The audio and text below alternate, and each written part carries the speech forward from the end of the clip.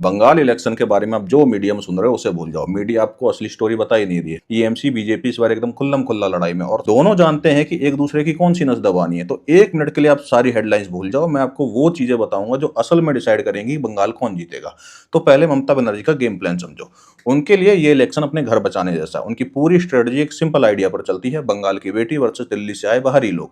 TMC पूरा जोर Bengali pride पर लगा रही है, ये क्लेम करते हुए कि बीजेपी उनकी भाषा और संस्कृति पर हमला कर रही है। फिर आता है उनका पैसा। उनकी असली ताकत आती है उनकी बड़ी बड़ी वेलफेयर स्कीम से। लक्ष्मी भंडार जैसी स्कीम्स ने लाखों ऐसे वोटर्स बनाए जिन्हें सीधा सरकार से फायदा होता है, जिससे उनका सपोर्ट काफी ज्यादा सॉलिड हो जाता है। टीएमसी की स्ट्रेटजी एकदम क्लियर है, कल्चरल प्राइड को हवा दो और लोगों की जेब में पैसा डालो। लेकिन ये मत सोचो कि बीजेपी एकदम चुपचाप बैठी है। बंगाल इस वक्त एकदम छावनी में बदला हुआ है, क्योंकि उन्होंने 2021 की हार के बाद जरूर कुछ सीखा है। और अब बीजेपी की पूरी स्ट्रेटजी है कि सीधे टीएमसी की सबसे बड़ी कमजोरियों पर हमला किया जाए। इसमें बीजेपी का सबसे नंबर 1 हथियार है करप्शन का शोर बचा दो। बीजेपी टीएमसी के 15 साल के शासन के बाद भाईपाव यानी वो भतीजा टैक्स और सिंडिकेट राज की बातें कर रही है, ताकि लोगों का सरकार से भरोसा उड़ जाए।